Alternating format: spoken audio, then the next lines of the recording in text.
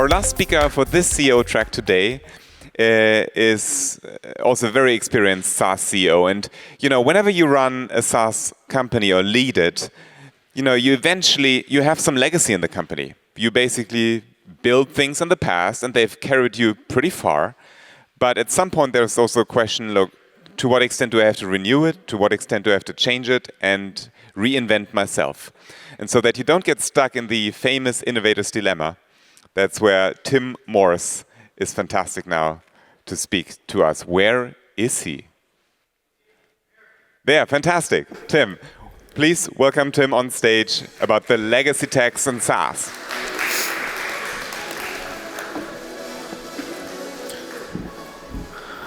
Perfect. So to kick things off, I'm Tim. I came into the company SpeakUp. It used to be a company named People in Touch, which is a Dutch company, as you can hear by the accent. I'm an American. So came into this company that's been around for 20 years. Had 600 customers. We play in the very exciting space of corporate compliance, which I know is everyone's favorite topic in this room. So when I joined the company, as I said, we came in, we had 600 customers, 99% GRR. We're focusing in this, very, legal heavy space, audit heavy space. And we had a platform. We were actually in the midst of going through a re-platforming, but still what I'd call, in today's world with, if any of you are back, in the PE world, the VC world, AI is kind of all anyone wants to talk about at this point. So we're still in that very traditional SaaS mold. And growth was, in the 10 to 20% range. And no one was really asking for innovation at that time. It's a very conservative market. It's a very non-technical buyer. The company had been acquired by a PE firm about a year before my entry, which was basically a year ago to the date almost. And like anyone coming in, it's, how do we grow faster? How do we do that scalably, efficiently, and keep things moving without burning too much cash? And at the time, the re-platforming strategy was really on feature parity. So we had this older platform, and when I got in, it was, how do we just build all the features that of those 600, probably half of them are enterprise mixed customers. So, call it 5,000 employee and up type companies. So if anyone's walked into that type of situation, it's quite complicated, especially going through a migration where it's extremely disruptive to your customer base. They've been using this product, they were fine with it, and as you're moving them over, they have all the little things that they want. So, that's a real challenge. And how do you bridge that? How do you hit growth numbers? How do you start to move to what's next in the market while balancing all of those things out? So, one thing anyone should do when they go in is, what is the market? I did come from this space, so I'd been in the corporate compliance space for about 12 years before taking on this role. So I did know quite a bit about where the market was at and what people were looking for. But every company is different. Every company has a slightly different ICP. So you really had to look at what is our audience, which was a very, I'm used to working, both in the US and in Europe. This was a very European-centric company, which does present different things than companies that are operating in the US. So the biggest thing is it was a very conservative, non-technical audience that we were dealing with. So if anyone's in sectors like that, that can be somewhat of a challenge. If you're building a technology product, they don't always understand what you're doing, and that presents quite a bit of challenges. It's also a market with really high switching costs. So to move from platform A to platform B or internal platform A to our new version, it's very painful. So in our market, it's not necessarily technological pain, it's change management within the organization. There's things like phone numbers that are in like a manufacturing warehouse and who knows where. So people really hate dealing with that. And with AI, that's been around longer than a year, but when, in this space a year ago, most customers didn't want it. And if you went to an event, there'd be 4 sessions on AI governance, which were all of the companies going wild with this AI stuff. How do we not use it? How do we control it? How do we make sure ChatGPT is banned in our companies? I sat through so many of those sessions. So that was the buyer mindset at the time. And then finally, we were going through a lot of market consolidation. So 3 years ago, there was probably 10 competitors. There's now 2, basically. There's us and 2 others, which is presents a lot of opportunity. So I quickly really had to make decisions, really within the first month or two, about really 2 months. What do we want to do? Do we want to kind of keep down the road we're going, which if you were to talk to any customer, that is really what they would have told you at that time is we want our special list of things and keep on this track and please don't change anything. We're perfectly fine. If you were to look more broadly at the market, you'd start to see some different things, and that's where or do you pivot and look at the new opportunities and take a bet. So this is an exercise with the team that I went through, and what are all the hidden costs of legacy software? So one top left there is tech debt, right? So that was certainly something that we were dealing with at the company. We, running 2 platforms basically. You look at your development cycle, nothing is pushing the needle forward. It's all playing catch up. Even when it's not the traditional form of tech debt, call it product debt. We're just missing key things that you would need to be competitive if you're going to play the same game as these much larger, more well-financed companies, which in our space, we're a pretty small player, and the other 2 companies are 10 times the size of us. So they have more capital, they have more things that they can throw at it. You're never going to really catch up playing that same game. I put the customer tax, which is every customer. We were basically just building bespoke features to win deals, building bespoke features to satisfy churn, all of these one-off type requests. And I'm sure everyone here knows that's a really horrible way to do product strategy. So how do we, deal with that problem? Is that's in flight. That's going to hamper growth. So these things just start cascading. And how are you really going to grow and acquire new customers if you're not building things for the future? Especially that's not just with your current, but there's no cross-sell strategy. So I came into a one-product company. So when you look at GRR is really high, but NRR was the GRR number. So there was no real way to upsell customers outside of migrating them to a new product, which has a time limit of when you end. Once you're through that, then there's no upside.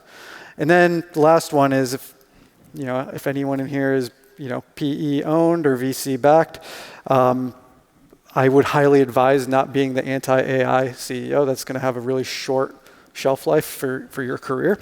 So.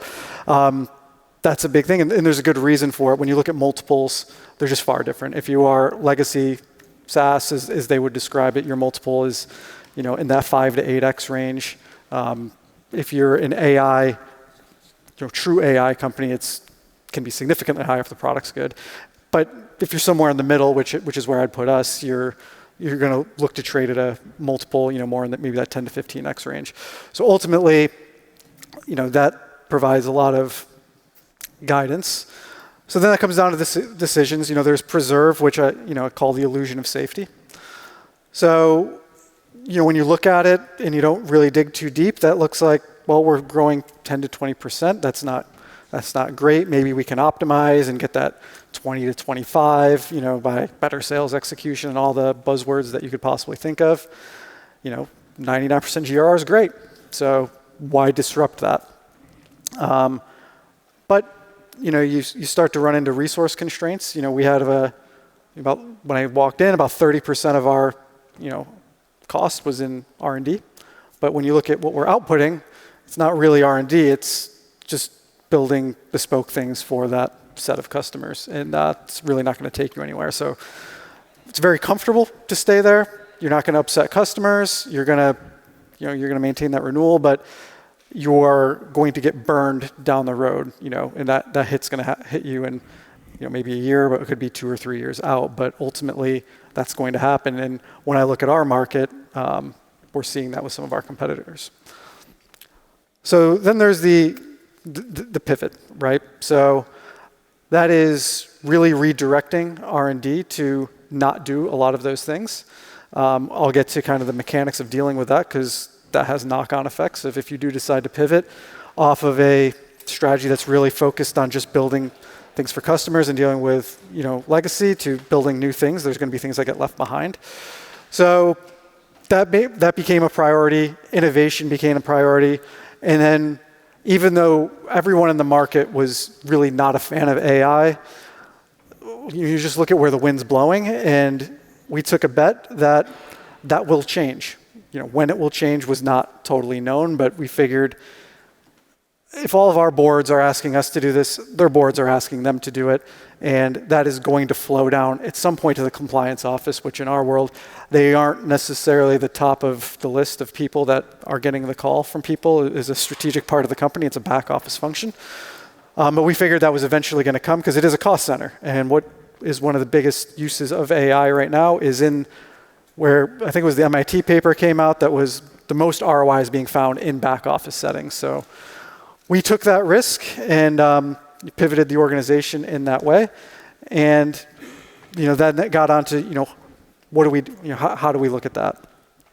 So like any product manager would do, what are the key challenges that our customers are having? So I put some up here, but there was it wasn't that hard in my opinion to find where the use cases were.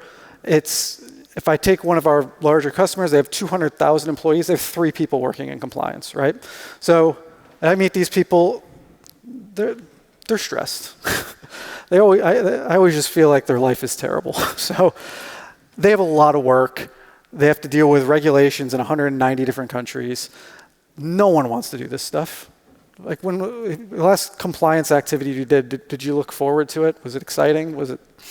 No. Is it part of your business? Do you enjoy that part of your business? Probably not. You have to do it.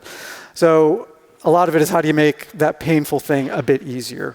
There's a lot of manual work, a lot of report writing, a lot of drafting and things like that, which all of that led itself to a pretty clear answer of where we might want to take things. So, we put together, our roadmap, but beyond that, like how do we approach that? And that gets into the product, but then also how you're going to do customer communication, how are you going to, get adoption in the market. So one thing was really focusing on educating the customer base. So before we released any products, we did a lot of marketing, a lot of content, speaking engagements out there, really at events and everything, doing a session on practical use cases, like how can AI benefit you rather than just talking about governance, because that's all anyone was talking about. Working with some industry insiders and so on to start building that narrative. Also made a choice of shifting ourselves to presenting ourselves as an AI first approach in the product, and I'll get a bit more into that from like a go-to-market standpoint. And then we all agreed we need to be first. So we really need to be aggressive in getting these products out to market. They don't need to be perfect day one. So I always love the quote, if your MVP didn't embarrass you, you didn't release early enough. So we certainly like to think that way. So we had some ideas, and we made sure that those got a priority on the roadmap. So we set the foundation. We made those trade-offs. That involved, if you're the CEO, you've got to get and talk to your large customers and explain to them what you're doing and why you're not going to be building whatever it is, the thing that they wanted, and why that's a better reason for them. And you cannot, I don't think you can delegate that task, at least for your top 20% of your customers. You as the CEO have to take that on and have that conversation, because no one's going to sell that story as well as you do. So I took that on as a responsibility, and then down market, we had other campaigns and programs that we ran.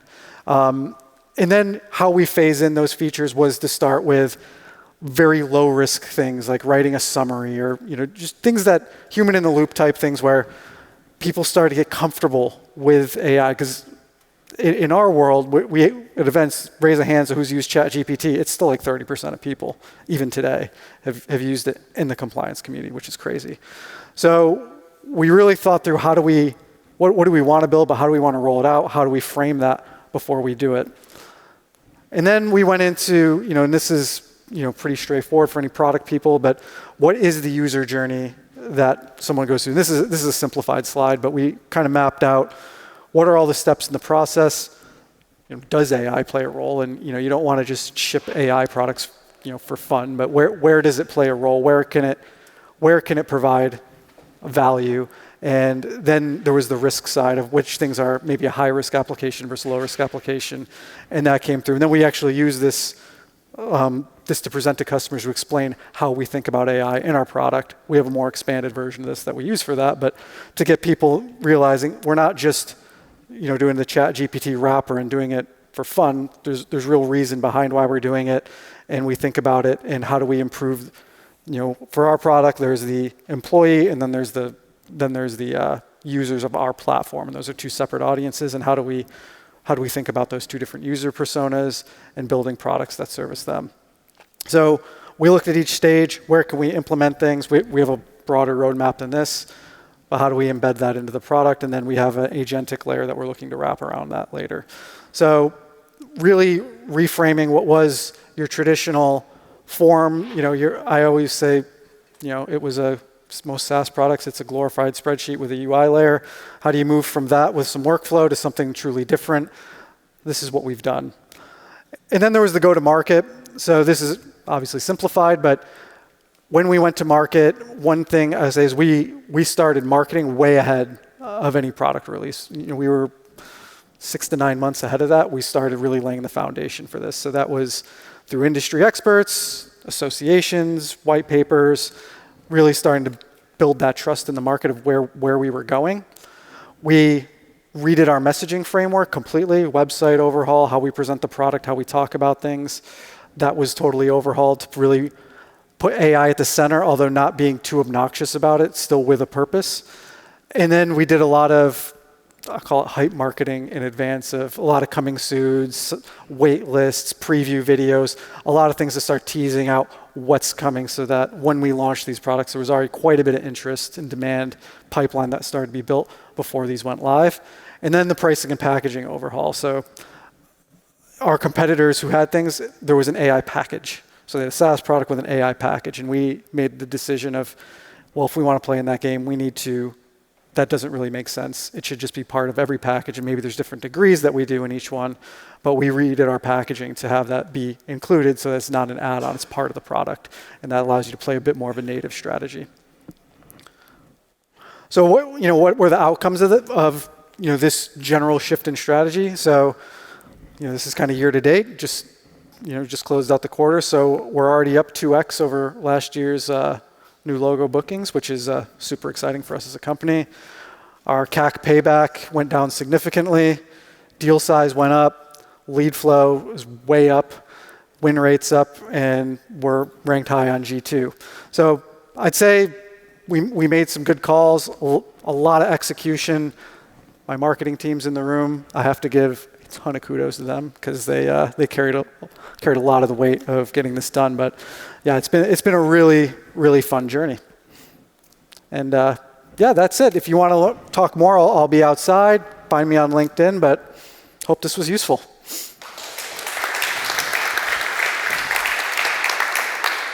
And please stay on for a moment. I mean, the results speak for themselves. Yeah, didn't know if we had time, so yeah. That's fine. We have 2-3 more minutes. Yeah. The results are very impressive. They speak for themselves. Yeah. Now, I used to run a, let's say, heavy tech company, and I'm also a customer to many tech companies, and I've been from both perspectives through these replatforming efforts. Mm-hmm. And I think the big challenge is that you keep delivering at least the most important features or improvements to your customers and don't stagnate for too long. You mentioned it, you got to speak to your customers, and the results speak for themselves, but you got to get through that 12, 15, 18 months. So do you have a rule of thumb, like how much you need to at least to deliver, or a general principle you try to follow to balance? I think some of it comes down to your product. So some of it was, we knew our product was what I mentioned, the GR, it was very difficult to rip out. So we knew we had a little more runway than maybe, if you're in a higher churn industry than others did. So, and there was knowing some of these things were more cosmetic, right? And they ultimately weren't. Switching, knowing your competitors and what, do they actually have anywhere to go that's going to provide a better outcome for them? But you do need to balance, like to your point, you do need to balance it. And we balanced it with a kind of a simple, common sense or duh test. Like one thing was, we hadn't released our analytics to just create, charts and stuff. We needed to do that. So that was kind of, you got to ship that. But things that were a little more, innovation-y or, didn't serve a lot of customers, those were the ones that we punted. So if it was something that was still more than 50% of our customer base needed it, we still look to ship those. But anything that kind of fell below that line, we punted on. And then it was not we're punting on it forever, but we're punting on it for now. And we'll keep you informed of what we're doing. For the big ones, we'll loop you into design sessions and things like that, so you have input on things. And depends on where in the segmentation you get. But for our largest customers, bringing them along the journey, basically, and spending a little more time. So our top 5, I did like a steering committee for them and things like that. And that's where communication, as so often, is key. Is there a question from the audience to Tim? Not today. Then thank you very much for coming. Give him a hand of applause. Oh, sorry, there is one question. Here we go. I missed it. I think a lot of companies already have some sort of like compliance process as the product you're providing. How do you position yourself uniquely? Because I know a lot of those companies, they just in-house their sort of like with ServiceNow, case management, because those are easy. So how are you positioning your product? Great question. Everyone has what we do, basically. So it's a 100% saturated market. Our solution's required by law in Europe, so you have to have it. Creates a nice market, but this was part of it, right? So when you looked at us versus the other one, I mean, we're all doing the exact same thing, right? The fundamental thing of taking in a case, routing it through a workflow, putting notes in, that's all pretty similar. No one was doing anything with AI, so the bet was not necessarily our customers would ask for it, but their management would ask for it. So that was the thinking was CFOs are going to say, you're not going to get any more people. We also knew what the regulatory landscape was shifting, and they're not going to get more people. They're going to get some blanket statement of use AI and figure it out. So I had pretty good view of where our competitors were and where they were going. So that was why we pivoted early, and we really went with that from a messaging standpoint. I think marketing is really where we made the biggest difference. Our competitors market very much on rules, regulation. You need to do this. We took a very different, like user-centric approach with the way that we presented our solution, and then there was a lot of M&A going on. So there was people migrating from other platforms, and we specifically looked to wedge into that disruption. But yeah, I mean, fundamentally, the products are very similar, which is true for most things once the market matures. Cool. Now for real. Let's give him a hand. Thank you for the CO track.